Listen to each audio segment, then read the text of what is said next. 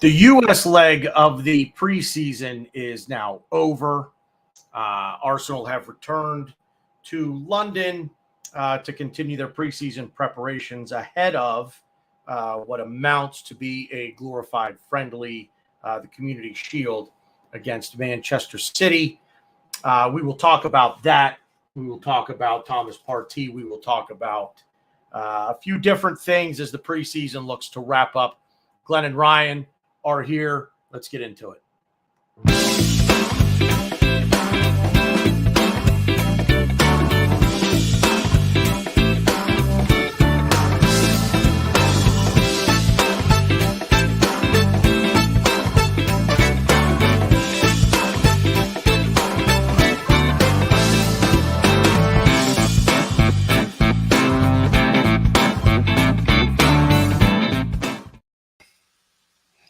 How's it? Welcome into another episode of The Loose Cannons. Ryan is representing Germany. It looks like Glenn is representing the Yellowstone Ranch. And I am representing, I don't know, what kid is that?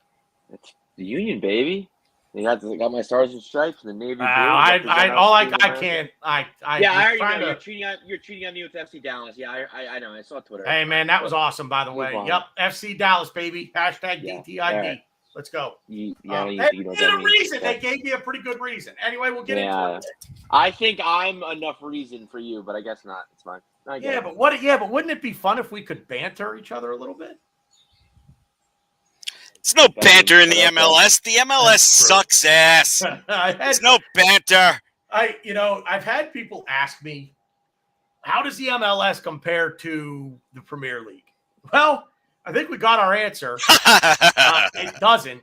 But anyway, Ryan. I mean, to be fair, I'm not going to defend them. They're not good. The MLS is not a good league, but it's tough playing with 11 All-Stars in a team, and you expect them to play against a team that's a relatively well-oiled machine, a team that knows each other relatively well, minus 2 or 3 players. That have trained and played with each other. They don't do that. So I think I think chemistry is a little more. I think it's a very underrated thing. But with saying that though, MLS ain't shit. That's a good excuse, and I'm sure there's some MLS supporters watching. So I'm just gonna let that all slide. I will try to watch. Just for those who don't know, Jesus Ferreira apparently had to put his dog down. You guys know me, dog guy. But he had a T-shirt under his kit that said, "A piece of my heart will always live in Gabbana." I think that was his dog's name. But he scored a goal and did the whole, lift the shirt and pay an homage to his late dog, and that was like. That's nice. That got me. You know what? I needed a reason. I needed something to latch on to. He's an overrated U.S. forward, huh? I've heard that too. That he's an overrated. He loves dogs. He's all right with me. All right. Anyway, moving on to what everybody's here about, because nobody's here to talk about the MLS. First of all, how are we surviving the heat, gentlemen? Because I don't know about you, but it's the devil's balls outside today. I'll be completely on. Oh, go ahead, Ryan. No, it's about to pour. The skies are almost pitch black. So it would be lovely if it would do that here, Glenn. I'm going to be completely honest with you, BG. When I came out to bring my laptop out here, I went back in the house and I told my wife, I can't believe I fucking told him I would do the show today. It's so fucking hot outside. Why aren't you inside? Why aren't you down in the... She's in my spot. Oh, okay. Yeah, but, So is that a thing like in the afternoon you have to do? She's the one smoking all the weed. No. That's yours truly. All right, so but I'm doing all right, man. That I watched. I didn't watch that game live last night. After we gave up that first goal, but I watched it in the wee hours, and I was pretty impressed. Yeah, Ryan, first of all, do you remember watching it? I was gonna say I was pretty fucked up last night. Yeah, no, I do. I was very my wife was screaming at me a few times telling me to shut up because I was like I I took it like a real Champions League game, like Mikel Mhm. Arteta, Oh, like no, what no, Xavi no, no, says. no, no. No, I mean I was into it because that's Barcelona is a very deep team. Both I'll Barcelona's be right teams. back. I can't The hear you first. guys. I have to run in the house. All right, go for it. The first half team was strong. The second half team was strong, and I'd like to see. It's going to be competition. Whether they were playing 100%, is whatever. But it's good to see us against competition that we're going to face in the future. And obviously, when I have a few drinks, I get competitive. I mean, I'm competitive sober, but I get a few drinks in me, I'm a little loud, and I was cheering hard. And I just came from an intense volleyball game, so yeah, I was still on that competitive high. Is that it? I kind of thought you were No, going to keep going. no, it was it. Yeah, okay. So full disclosure, I did not watch the United game. I was at work. I didn't get a chance to watch. I didn't realize until like a day before that it was like a 5 p.m. East Coast time kickoff or something goofy like that. So I was going to watch the replay. I didn't. I will say that, let me there. I asked, and should I watch the replay? A lot of people were like, it's fun. It's watching the Arsenal, but nobody was like, yes, you should watch this game. So I didn't. I don't get overly worked up. I even tweeted out last night after it was 1-0, like, relax. Everybody just take a deep breath. It's preseason. Relax. Like, just this is more about fitness levels, chemistry, building the team in a play style and getting square tactically. But when Bukayo Saka scored the goal to level it at 1, it got me going. It got me a little bit. Yeah, I would not have come on here today had we lost. We could have gotten our doors blown off 5-0. I wouldn't have come on here today, ranting and raving. Again, I want to see them play well, but results right now to me don't matter any. And the idea that I want to win every game. Okay, yeah, but you know what? I want to avoid injuries more in the preseason. I want to avoid injuries more. So, but that being said, Glenn, you watched the whole game. To each his own. Did you tell the story of me texting you just before the game? Otherwise, I did not. Okay. I texted BG just before kickoff. I'm like, I can't believe I'm sitting here on a weeknight at 10:30 watching a game that doesn't mean anything. Basically, we did a little back and forth. Agreed, Arsenal's a drug you have to watch. But after the first goal, I texted BG and I'm like, the best part about preseason? I don't give a shit. I'll watch the rest of this game later. I just didn't want to be aggravated. So, yeah. But when I did watch it, I was quite happy for an exhibition game. But I don't take them serious in any way. Ryan, if I'm wrong, I'm sorry, but you seem to take them a little too serious for me. Glenn, I was fucking 3 sheets to the wind. Oh, okay. I don't know. Yeah, Glenn, you missed that part. Okay, I'm sorry. That's why I said if. I put the word if in there. Don't get me aggravated this early. But still, though, and that's the thing that I kind of take pride with this club is I like every player on this team, and so even though it is like a friendly, like seeing Havertz, who's a new player, even seeing him score, I mean, I rooted for him in the past because Germany. But like seeing Saka play very well, seeing Trossard play out of his mind, I'm excited. Oh. I'm happy for them. It's just I know it.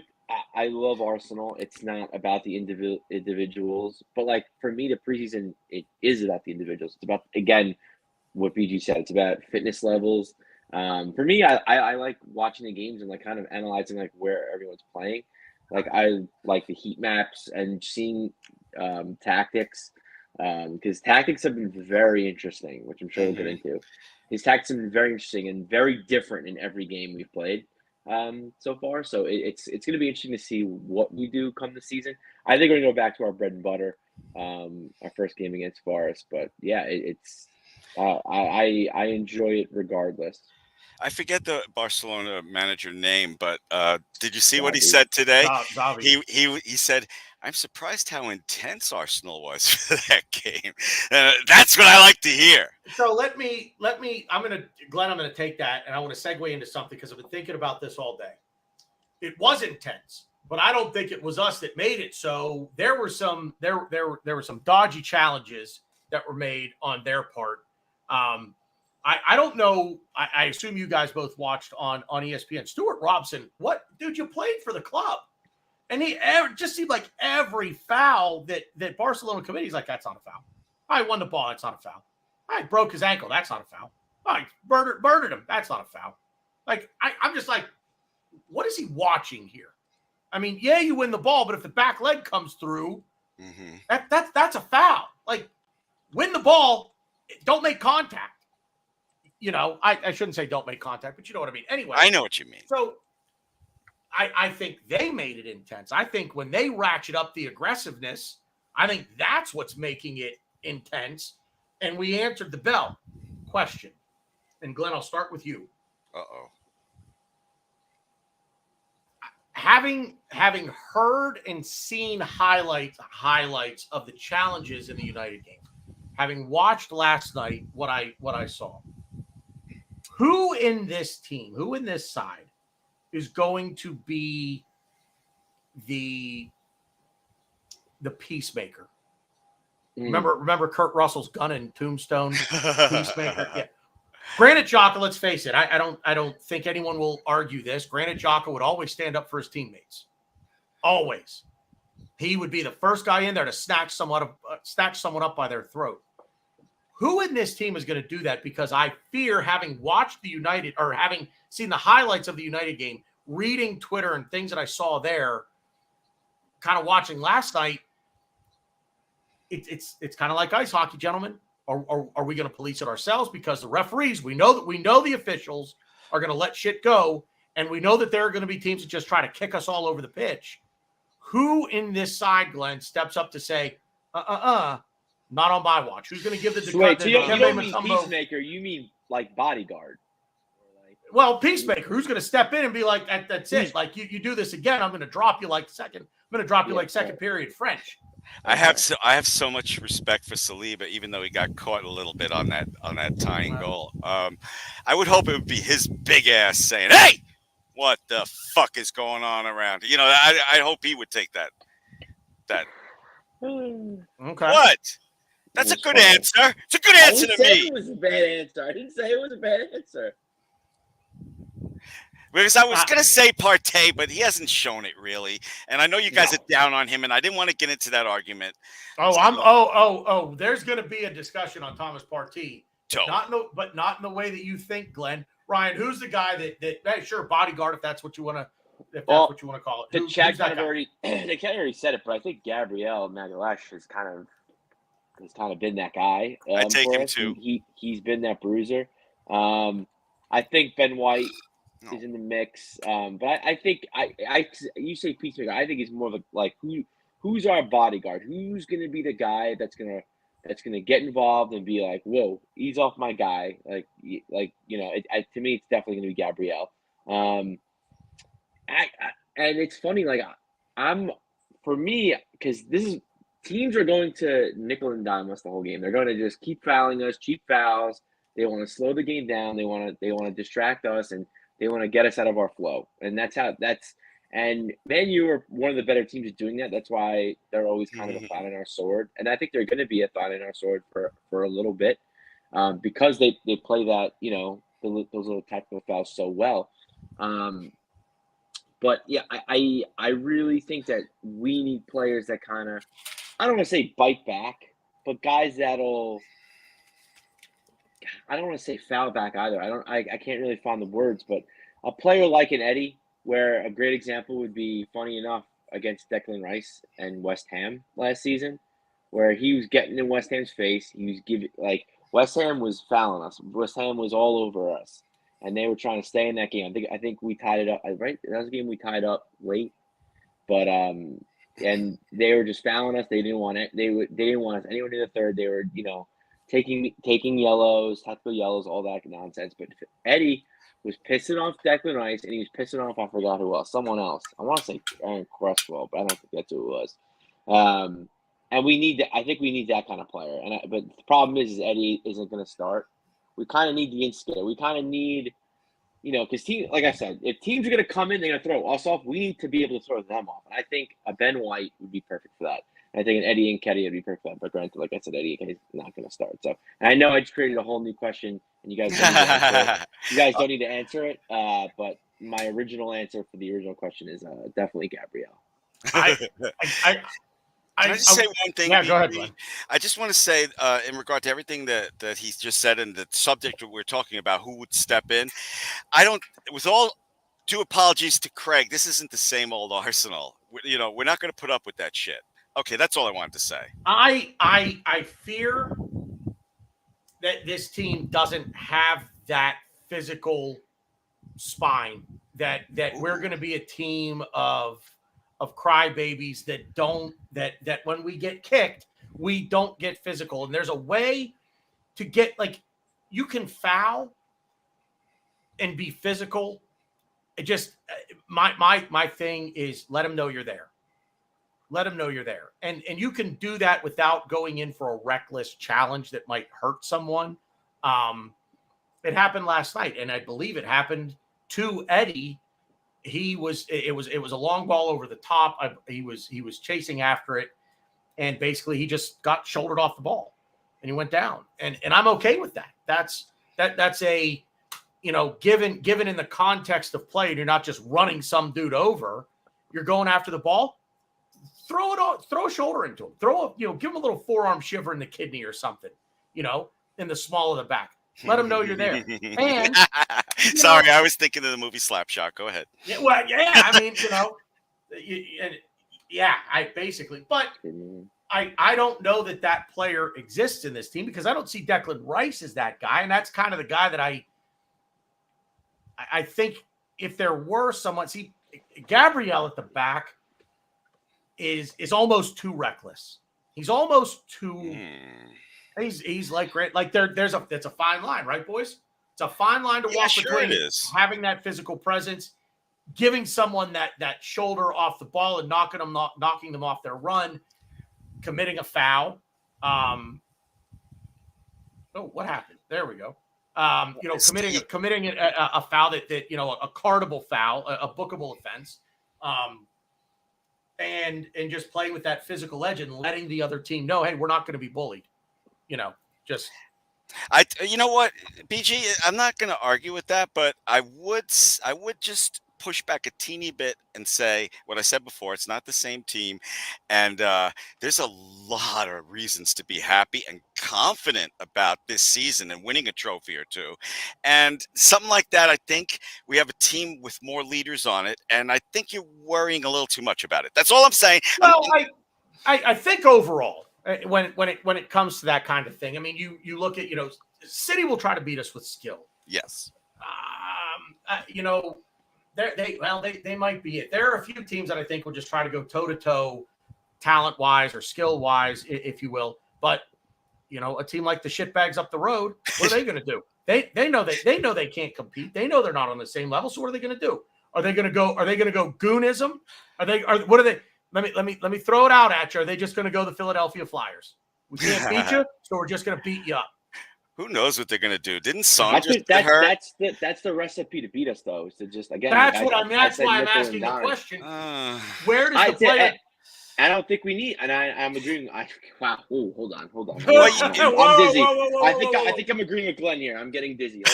No, I agree with Glenn, but I think that we don't need that guy. I think we need a guy that kind of pushes back on the field, like the situation I brought up before with Eddie Nketiah against West Ham.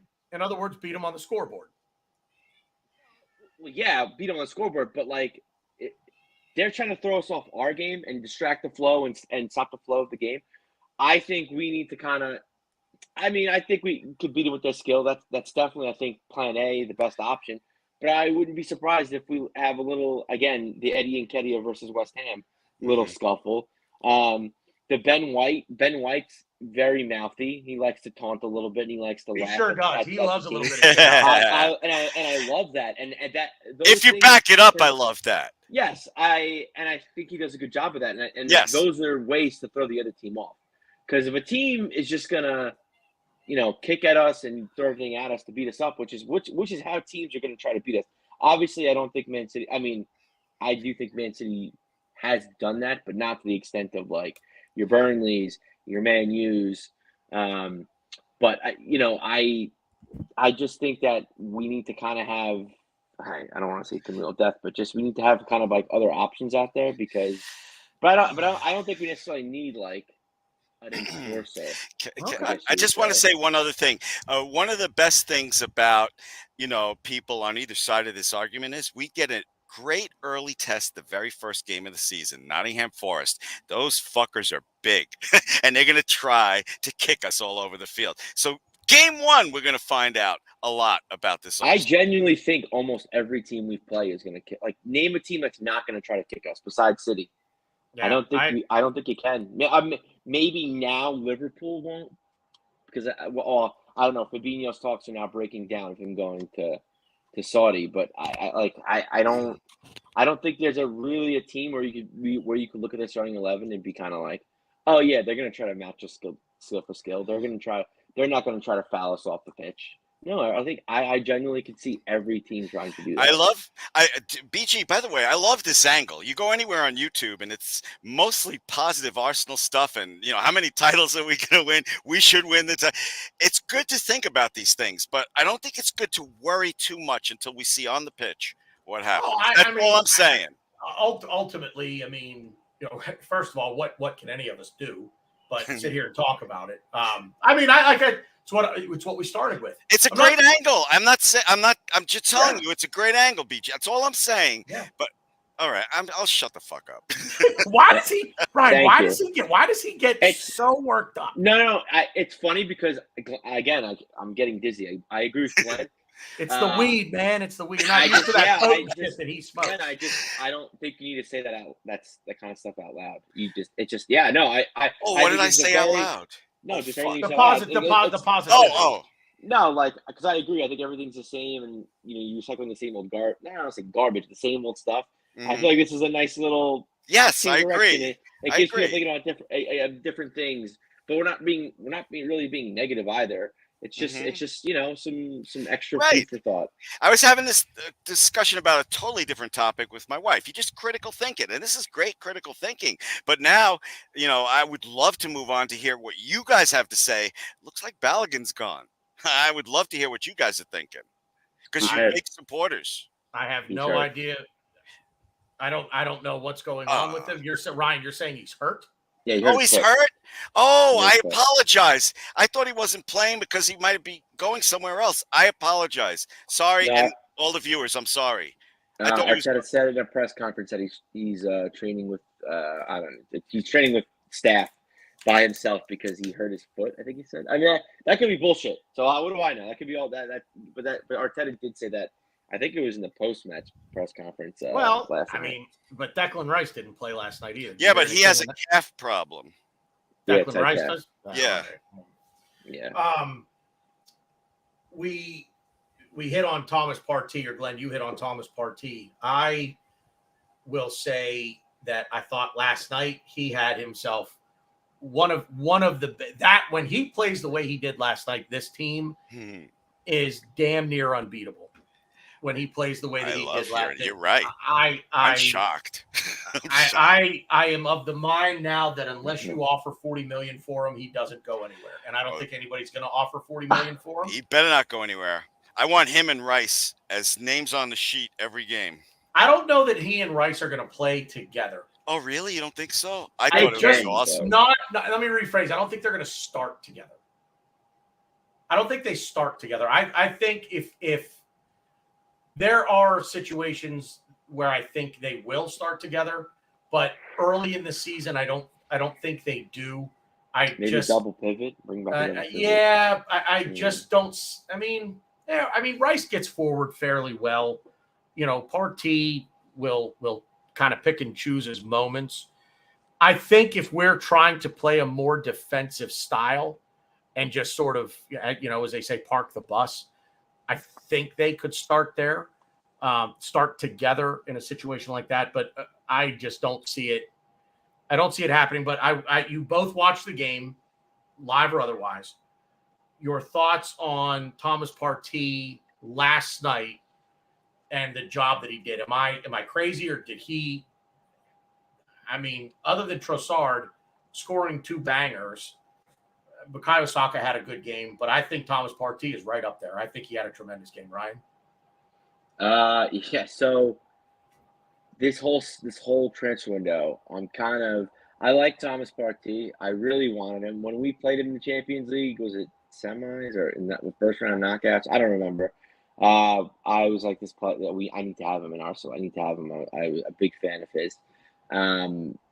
And just since he's kind of joined, he's had, really good games here and there, but like he's never really been like consistent. So that's been kind of rough. So this transfer window, I'm kind of like, you know what, we brought Rice in, let's try to cash in on him. He's only getting older. He has 1 year left on his contract. I think we could just we can make some money, especially with the Saudi interest. Like everyone's going to Saudi Arabia. I'm like, let's cash in. We need that money. And Lavia for Southampton looked like he was on the move. He was very interested to come to Arsenal. A 19-year-old that has experience, which is, I think, again, Arteta's bread and butter. He wants young players that have that experience, and he does.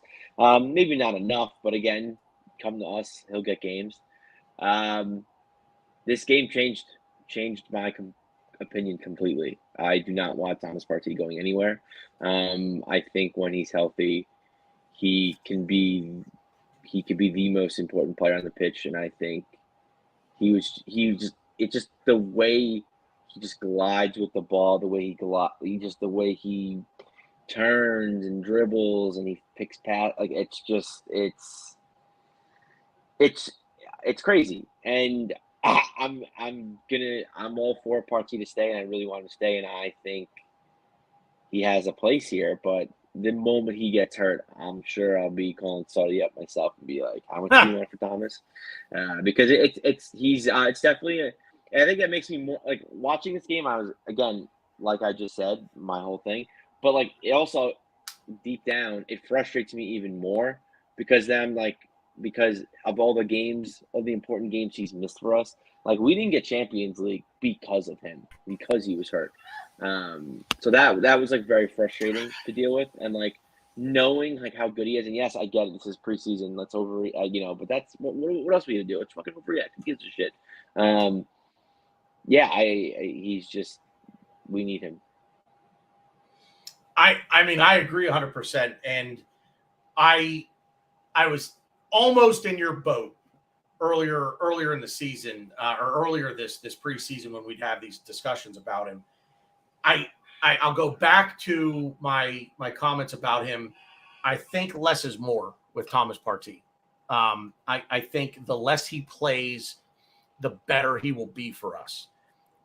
I tend to agree with a little bit of what Stan was saying, playing away, hearing some of the. I don't know if it's necessarily the away abuse that he takes because of these alleged problems. That's all I'll say on the matter. But I think, and I said this last year, and I don't remember which game it was, but it might have been a Tottenham game where he just seems to all of a sudden, right before a big game, he's got a knock. He's got a tight thigh. He's got a hangnail on his pinky toe. He's got this. He's got, snot bubbles coming out of his nose. Anything that keeps him out of a big game. But I think that with him, less will be more. The less he can play in some big moments, but perhaps not big games, but moments within a game that are meaningful. I guess if I had to see a split between he and Declan Rice, I'd probably want to see a 65-35, 70-30 split in playing time between them in favor of Declan Rice. I think Thomas Partey, as you said, Ryan, I mean, the things that he can do, the things that he does when he is in form really, really, really make us click.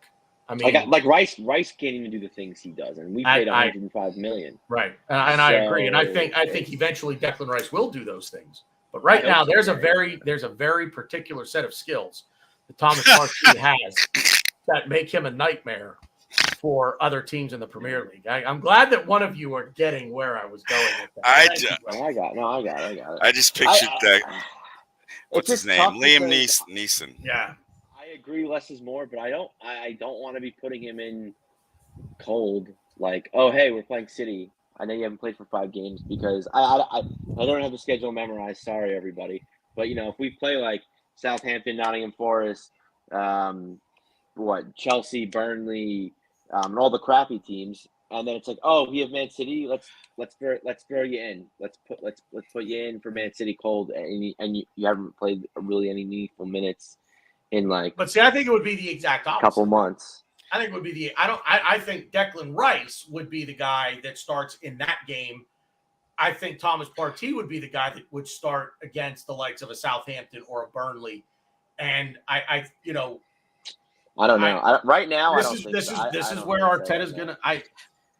This is where I think Mikel Arteta is, and we could talk about this in another show. But as far as the season that I think he needs to have. I think this is where he's going to earn his paycheck is how does he rotate? Because, Europa League is one thing, but we're back in Champions League. And now it really kind of is, it is trophy or bust now, I think for him. I shouldn't say bust. But I think you look at this team and you say, I don't want to go off on this tangent. I think it's going to be important for him for Arteta to rotate and rotate smartly, avoid what you're saying, keeping, throwing guys in the mix that are cold, yet keeping that fine, towing that fine line of keeping players fresh and sharp, but not overdoing it with a player like a Thomas Partey, who is A, prone to injury, and B, prone to, I'll say, brain farts when it comes to playing some of the bigger teams. Glenn, go.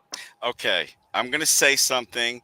I hope it doesn't result in us talking about Partey for the rest of the show. I disagree with both of you. I think Rice and Partey can play together, and I think they will play together. And Siri, what's today's date? I never said they couldn't play together. On July 27th, BG and Ryan both said that Partey is dog shit that can't start for Arsenal. Whoa. We did not say that at all. What the fuck did we get out? We did not. We never said that at all. Neither of us said that. You talk like it.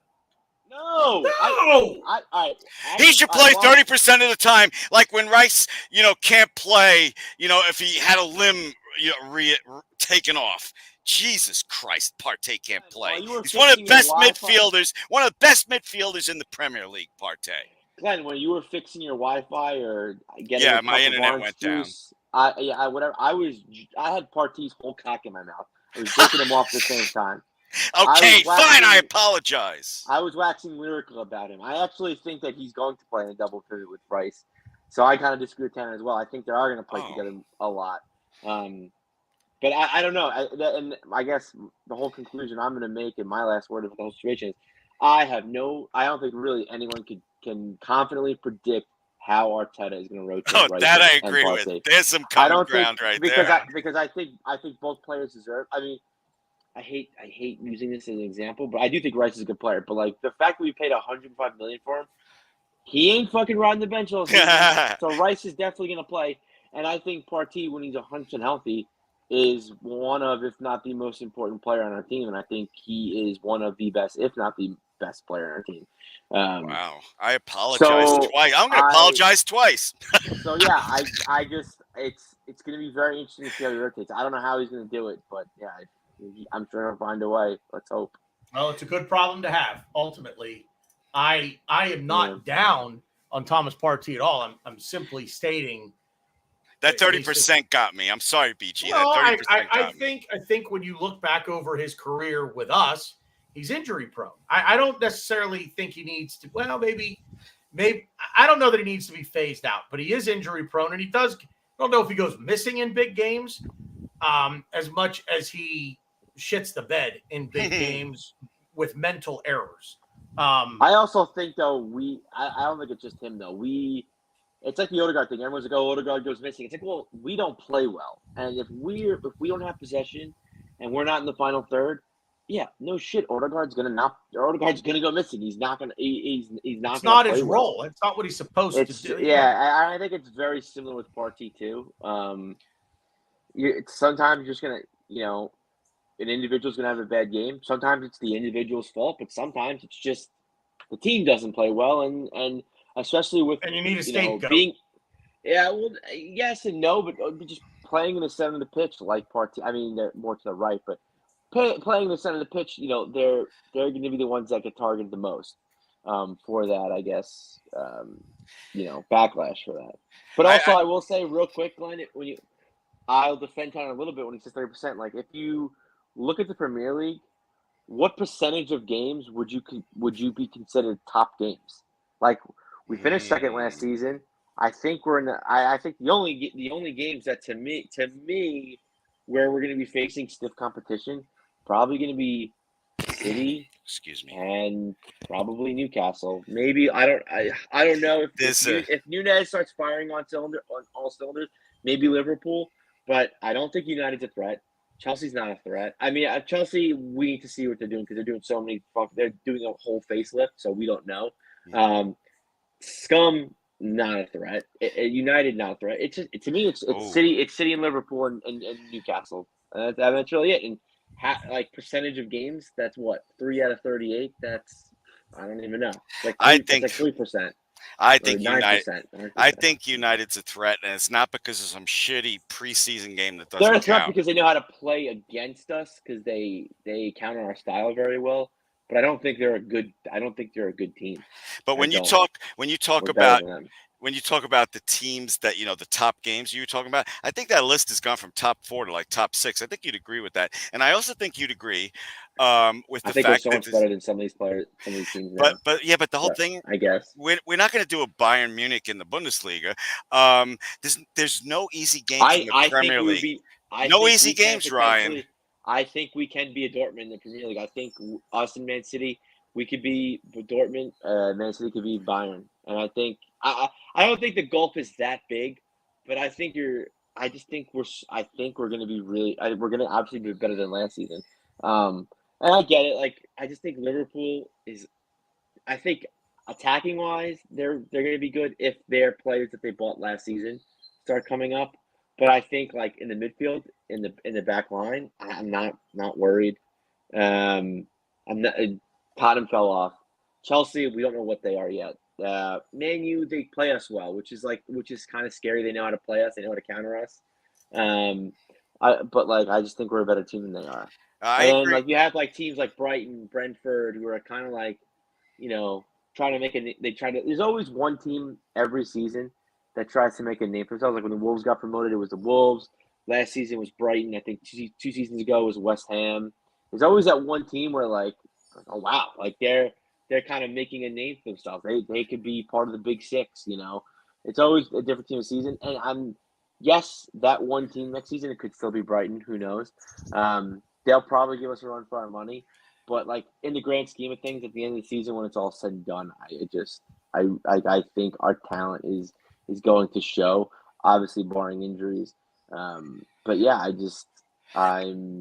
I'm kind of, and we have depth now too. So. I'm kind of in the same boat as you, and I'm dying to hear what I know. BG, I know you don't make predictions, but you can say how you feel. When I agree with Ryan, I also agree we're the second best team in the Premier League, but only behind the cook the books Manchester City. So that that's tough to compete with. They know how to cheat financially. Okay, BG, I'm sorry. Go ahead. You want my thoughts on what you just said? Well, basically, tough games in the Premier League. Because I actually disagree with you. Okay. I actually disagree with both of you. Okay. I don't think we're the second best team in the league. Ooh. Okay. I know what you're gonna say. Interesting. Oh, you got me setting up for this. I think we're the best team in the league. Yeah, I knew it. I knew On it. You, on Oh, on bitch. paper on paper. I wanted to I argue know, with right? you. I wanted to say it too. You bitch. I knew it. You on knew you were gonna say that. on paper You knew I was going to say that. right now, I think we're better than they are. I think we are better than they are. I think the thing that will keep Agree to us disagree. I think the thing that will keep us from beating them this year, if we don't, is up here. I think this is where the block is. I think they have been built up as a team that is so good, so big and bad, so dominant, just so otherworldly. It gets into the psyche of a young team. And I think if we can't beat them, or if we even if we or we lose, to them a combined 8-2 or some ungodly number, I think it's up here. I think we're a better team than they are. I'm looking at them top to bottom, and I was going to ask this later in the show or even maybe next week. But I guess I'll start it now. Okay. Who worries you in the whole of Europe? Who worries you? Who do you not want to see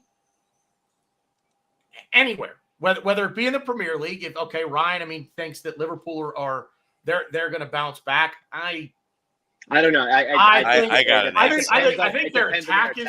I agree with everything you said about them, but I think their back is going to be so down. I think they'll get back into Champions League, but I think it's a 2-horse race. But I agree. I'm not worried about. I want to play them. I cannot wait for the Community Shield. I can't wait. I want to play this game. I want to see how we stack up. I'm chomping at the bit to get after City because I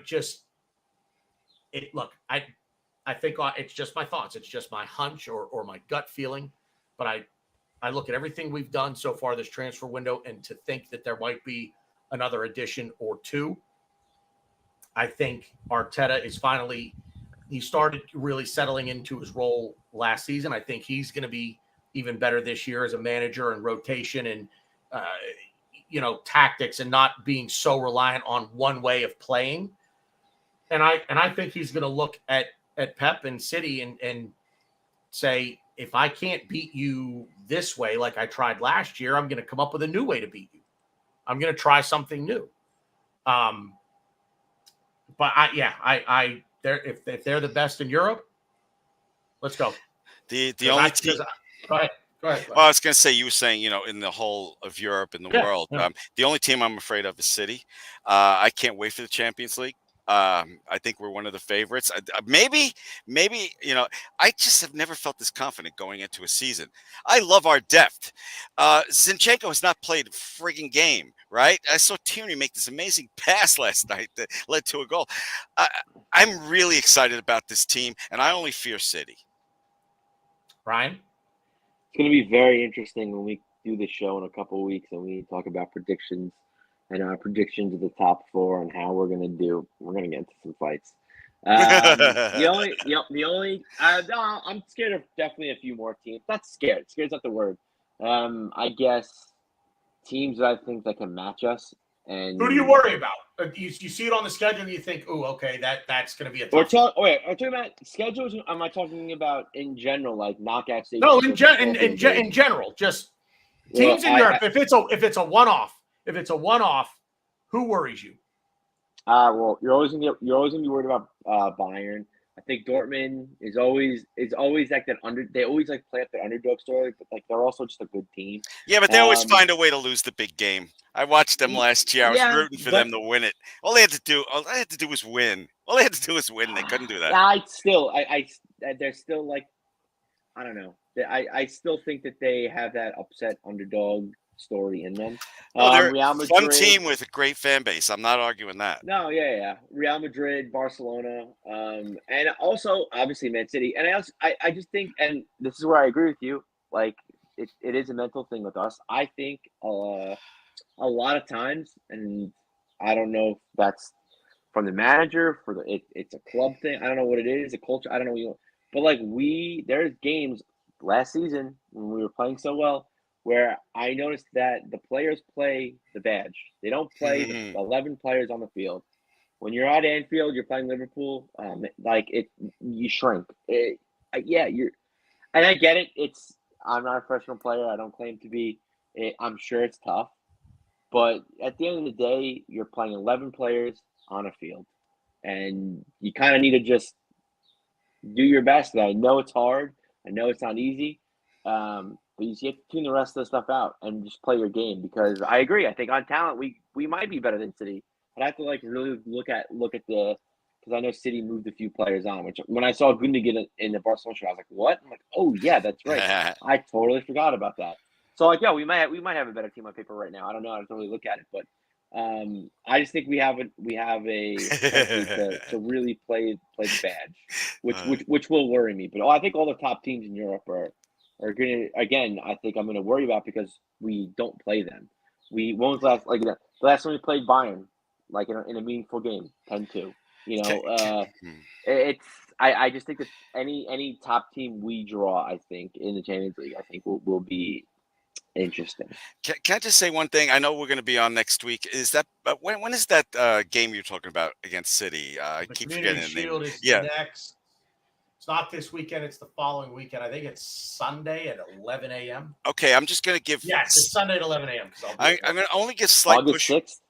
I'm only going to give. I know 2 weeks from Saturday is the opening game against Nottingham Forest. That I know. 7:30 BG? freaking morning. Like you won't be up for that. Might not go to bed. BG, do not think that I'm saying you're wrong, because I agree with wanting to see how we stack up against City. But who won the Community Shield 2 years ago, 3 years ago? Don't tell me it's a friggin' trophy. I just want to play respectable against them. And I do want to see, like you said, how we match up. But to me, after that game's over, it's out of my head. Again, Glenn, I agree with you, but in the same respect, I think we play the badge, and if we could really give City a game, I guess a meaningless game. I get that. People don't really take the Charity Shield seriously, and that's fine. I get it. But if we could really give it to City, maybe even potentially. Oh, that would be fun. I'd love that. Yes, absolutely. I think that's big for our morale. It's big for our mentality going into the season. No, yes, I get it's of not. Course, I'd like to see that. I think winning that game will be bigger for this, rather than just a name on a trophy or a name in the history books, a name on a website saying the 2023 Community Shield champions, and don't mean shit. Do you guys have an Arsenal schedule in front of you? Otherwise, I'll try to do two things at once and look. No, it up. I will. Do you know when we're playing City for the first time? October 8th. No, October 7th. October 7th. That's still pretty far away. Okay. I was just wondering. The thing with the Community Shield, I'm going to go back to a comment that Stan made. Preseason is only meaningless and about fitness if you've played really badly. I agree with that. I would agree that most people think that way, or treat it, kind of. I'll say react. I think for the manager, the preseason is the most important thing. Well, I think this is no. I think he means from a supporter perspective. Yeah. Not a manager. Obviously, I gotta say something. I gotta say something because this is true. Everything that's being saying is true, and Stan, what he said is 100% true. I'm not going to say his name. I respect him. He has a lot of subscribers to his channel, and he called the Manchester United game a must-win. I was like, oh my God. So it's just preseason. I mean, here's the thing. We played poorly in preseason. Okay, we played poorly, but did we come out of it injury-free? If we did, I'm okay with it. Yep. I don't particularly like it, but it's preseason. This is where you work out the kinks, right? This is where you untwist the rope and make it straight and get everybody on the same page. So playing poorly is a part of preseason. And quite frankly, I'll be honest with you, you kind of need to. We need to see where the problems are. Where are the problems going to creep up? What do certain players not understand about their role? Go ahead, Glenn. Can we get rid of Holding? Did you see that mistake he made last night? I think his value dropped a couple million. I think his value. Oh, come on, dude. You don't want to go into the season with that man anywhere near the squad. I'm not saying I want him starting for us, but that pitch was dog shit. They had to delay the game over a half hour because the pitch was so bad. And there's a shot, if you go on Twitter, I think Javi Hernandez is shaking the hands of the referees at the center line. The center line's not even straight. It's like curved. It looks it's awful. What they did, and I don't for the life of me I don't know. I don't know what the is it field turf? Real quick. Yeah. If you want to talk shit at Holding, then get Gabriel Magalhaes out of this team after he swung and he missed that kick and gave Man U that second goal. Get him out. He's terrible. He's not good enough. Swing and a miss. I don't want to see him. Hey, like, you can't use that lot. Like, it's. I get it. Holding's not great, but every time a player that's not that great makes a mistake, and I'm not going to completely blame the pitch, but like I definitely think the pitch had a lot to do with it. But we're going to crucify him. He's not going to be here next season. He's not going to be in the starting 11 this season unless we have a shitload of injuries. But like, it's just I feel like people now you're just wasting your breath. Like, we know he's not good enough to be in this squad, but like, he came on the trip. We're going to get him minutes. If we need to put him kind of in the shop window a little bit. And he is a good locker room guy. So, and it's not like he has 2 feet that work. I mean, well, some people could say maybe not too well, but I get it. We'll be selling him. Don't worry. Put him in the shop window. He's getting some mold in that shop window. We got to do it quick. We're going to get less money for him every time he goes out there. I mean, team will pay. I think just by the fact of playing for Arsenal Football Club and where we are now as a team, didn't we get some money? Didn't we get some horribly insulting offer for him? And Arsenal's like, get the fuck out of here. It was like $4 million or something like that. I think I saw. Yeah, it was. Meanwhile, we only paid like $2.5 million, so right, we'd be making money. Yeah, just for inflation, maybe not. Just saying, that's the way these owners think. I'm going to kind of circle back here to something that Glenn said about the Community Shield, and this is what got me to Stan's comment. If we win the thing, we're not going to celebrate it. Like, I'm not running out of my house yelling and screaming. I will not celebrate the Community Shield the way I would celebrate even the FA Cup. The Community Shield and the League Cup, to a degree, are kind of on the same page. But the Community Shield to me is a little different simply because it's like, okay, if we can win a trophy in the first game out, you hope it sets a tone. I know it didn't a couple of years ago, unfortunately. But you hope that it sets a tone for how the season is going to go. And ultimately, you're going up against a side that is pretty freaking good because they won the league, right? So, okay, let's go. And if we lose, we lose. I do see it as but again, it is an opportunity to do something that the shitbags up the road can't seem to frickin' do, and that is add a trophy to the trophy case. Well, yesterday they won some trophy in Singapore. Oh, and Richarlison had to take his shirt off. Yeah. Oh, that's if they lose the Tiger Cup. So wait. So the Audi Cup and the Tiger. Oh, I'll tell you what, man. This team, we stink. How have we not won those competitions? We stink. If they lose Kane, they're going to be a mid-table team. People still hounding them about selling him? I haven't seen anything in a while. Just real quick. I don't want to spend too much time on it, but I am curious. He's going to Bayern. I think they're going to. You really? Okay, so gun to your head. I probably shouldn't say that. Oh, Kane on Bayern? I'm adding Bayern to my list of teams I'm worried about. You're deep down in your gut, in that place where that's where the truth is.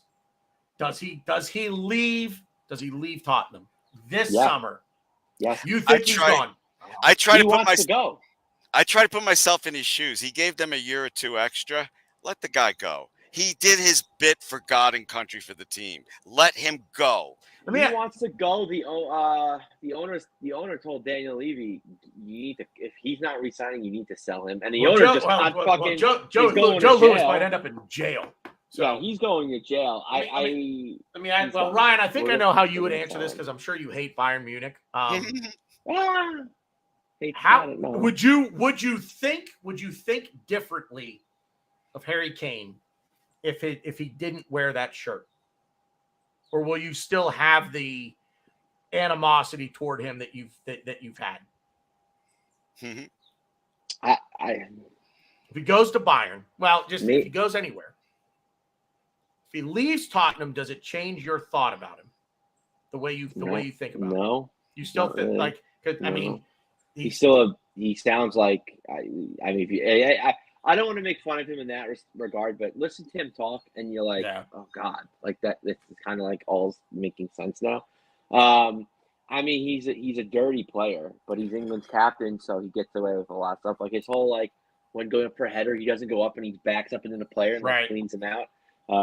That absolutely bothers me. And then the other guy will get in trouble. The other guy would call for the foul, which I think is absolutely asinine because you could like break someone's neck doing the shit. For sure. Shit. So I think once I saw that he could play for I mean I don't want to say that, but he could play for. Let's put it this way: I'm not going to say the name, but he could play for a team that I support, and he does that shit. I'm going to be like, what? Like I would. What are we doing? I'm going to be irate because it's just. See, it's not cool. I can't allow myself when Kane scores for Spurs to admire his skills. But I'll tell you, when I'm rooting for the UK in the World Cup, he's a fun player to have on your side. That's all I'm saying. He's one of the best strikers I've ever seen. Oh yeah, you root for you. No, okay, I disagree, but that's fine. It was just a curiosity thing. I keep seeing the rumors, and I'm like, could it really happen? It's a very strange, and I don't know why, but it's a very strange concept to try to wrap my brain around that he might not be there. I know it doesn't seem it's almost like I can't believe I'm going to draw this comparison. It would be like when Jordan went to the Wizards. I was going to use another American sports reference, but I'm not going to put Harry Kane and Tom Brady in the same category. All I can say is in my FIFA second season. It's more like that because Jordan retired and came back to the Wizards. True. Tom Brady went straight to yeah. All I can say is in my second season of managing Arsenal, Kane was sold to I think it was Real Madrid, and it was so weird playing them without Kane. They're so fucked if he's gone. They really are. I mean, if he's not gone, he's gonna be gone in 2 seasons. So right. He should just do an Mbappe and say, "I have been so nice to you guys. Now I'm being mean." That's what he should do. He should do an Mbappe to them. Quick comment on that. Of all of the players in the world that I would have thought would have taken the money and ran with it, Kylian Mbappe turning down, won't even engage them in conversation. Who? The Saudi team that came in for him. I don't know who they are, but basically just said they're just throwing truckloads of money at him. And he said, no, he won't. And there was a former player. I have the tweet. I don't have it handy, but I saw the tweet. Basically, it said, anybody that goes to Saudi Arabia aren't playing. They're playing for the money. They're not playing for the. That's it exactly. Absolutely. Is Saudi Arabia a beautiful place? Yes. Are the people wonderful? Yes, they are. But you're taking the money to play in a lower league, a way lower league. Ryan, what'd you say? Odi Nagalo, former Watford player. That's who said it. So yeah. I want him in Arsenal because I think he's like a target man. I mean, he took a nosedive. I think he double dipped. I think he went to China when the money was good. Now he's going to Saudi Arabia. And listen, and you know what? For a guy like say, I mean, this could be another show when we just talk about this. But for a guy like Andy Robertson, or not Andy Roberts, Jesus Christ, Jordan Henderson, going to Saudi Arabia. I'm shocked about that. I am, but I'm not. Like, if the writing is on the wall that you're not going to be. You may not get a whole lot of playing time with your current team in England. Go take the money. If you're a young player, like Mbappe not taking the money, to me says, I want to win. I want to win something that means something that people in the West, whether it be Western Europe or the United States, wherever it is that he cares about, I want to win something that matters to people. Yes, what's the trophy? What trophy? Exactly. What was the whole argument about getting world-class players to Arsenal? Champions League. You're going to give up the Champions League for the money in Saudi Arabia? Give me a break. I have no respect for you if you do that. The Jordan Henderson will never make sense to me just based on the fact, because he plays for England, And like, I think if he goes to the Saudi league, I don't really see a Southgate pick ever picking him really again. And a big thing that I do not want to get really into either, but he's a big LBGT supporter, and like he's in that thing. Now he's going to Saudi Arabia.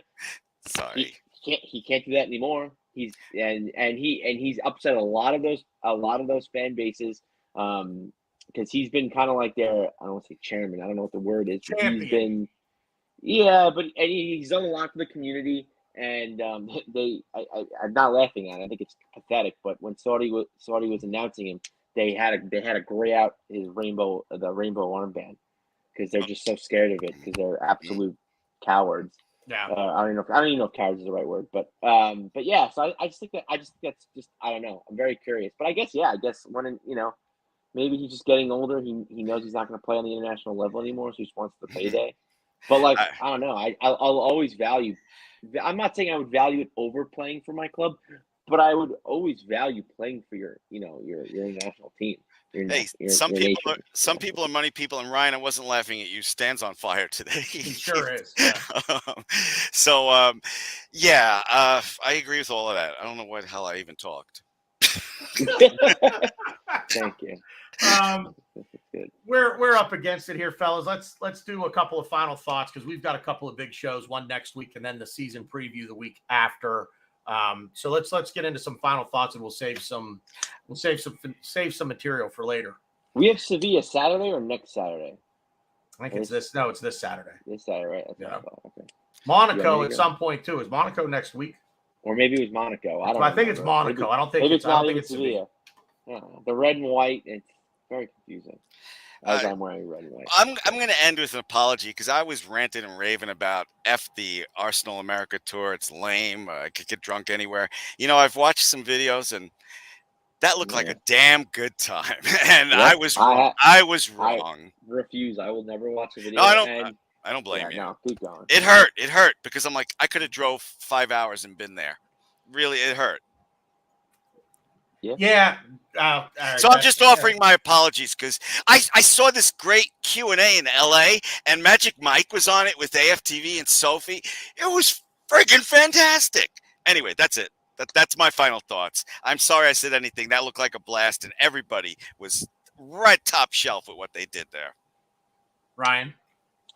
Yeah, I don't know if Michael, you'll be watching this late into the podcast, or if you'll be watching this podcast, it's fine. But I haven't really spoken to him in a while, and I didn't want to speak to him this week, because I'm so bummed. I'm so upset I couldn't meet him in DC.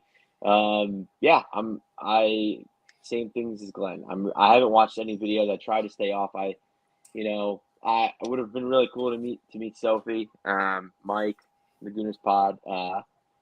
Very, very bummed. So if I haven't spoken to you or tweeted that much, that's the reason. It's all because of I didn't want my jealousy to seep too far through.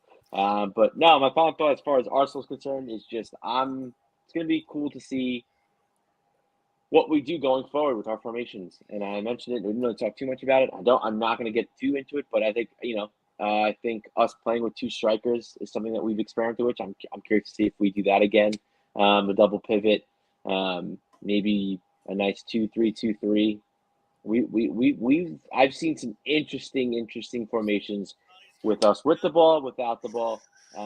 So I'm hoping to see us kind of like tie the shoes a little tighter and kind of pull everything together and get us all ready for the Premier League season, or I guess the Community Shield, because we beating City would be huge for our mentality to start the season.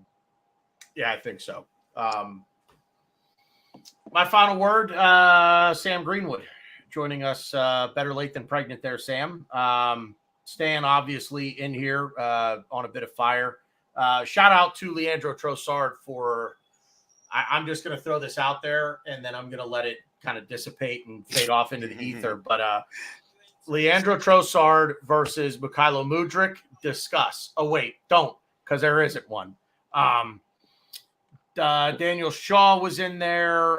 Dempsek, thanks for joining us as always. Russ Morgan, Bronx Gunner. I'll just scroll back through here, make sure I didn't miss anybody in the chat.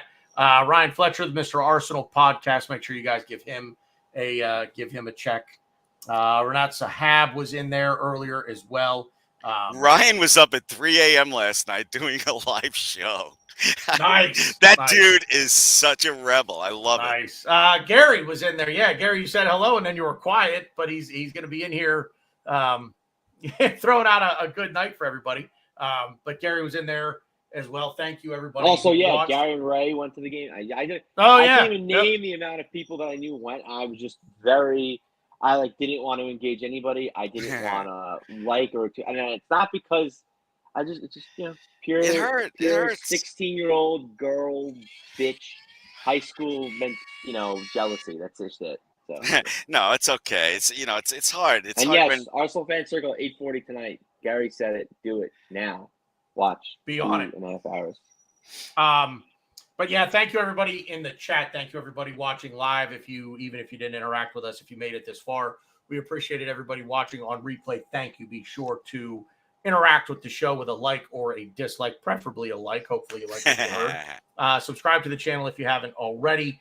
Tell a friend, tell a family member, tell a coworker to drop us a subscription as well. We're very close to 1,000. I'd really like to hit that mark here, hopefully before the beginning of the season. That would be fantastic. We will be back next week. Stay tuned for time and date. And the following week, we will have the season preview, potentially with a special guest. I was told that this person would come on with us. I don't know how long we'll have them for, but stay tuned for a special guest. You big and tease. Yeah, I know. Well, if you stick around and don't just duck out of the back door here when we log off, I'll tell you. But there's Glenn snorting like a little piggy. Yeah, that's all we got for tonight, guys. Thank you everybody for watching and tuning in on the replay. It's been good footy talk. We'll see you out there.